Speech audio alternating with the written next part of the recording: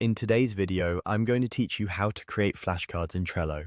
If you already use Trello for organizing tasks, you can also use it as a simple, effective flashcard system for studying, prepping for interviews, or reviewing key facts.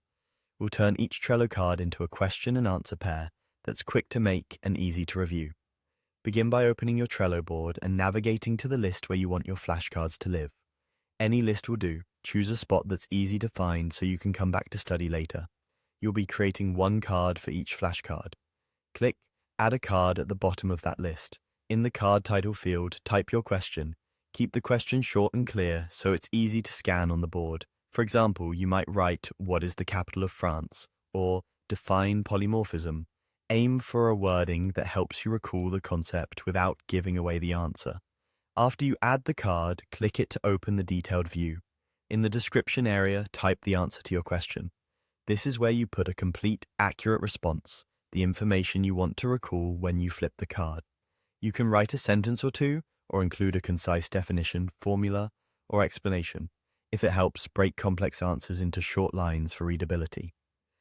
When you're finished, make sure to save the description so your answer is stored with the card. Now use the card like a flashcard. On the board, you'll see only the card title, which acts as your question. Test yourself by reading the question, trying to recall the answer, and then opening the card to check the description. This open and check flow mimics flipping a physical flashcard and gives you instant feedback. Close the card when you're done and move on to the next one. Repeat this process for as many flashcards as you need. Keep your questions consistent in style and your answers clear and to the point. If you ever need to refine an answer, open the card, edit the description, and save again. Over time, you'll build a focused study deck that's available on desktop and mobile, so you can review anywhere. That's all you need to create flashcards in Trello.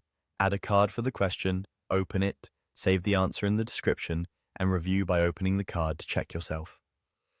Keep practicing regularly, and your Trello board will become a powerful study tool you can rely on.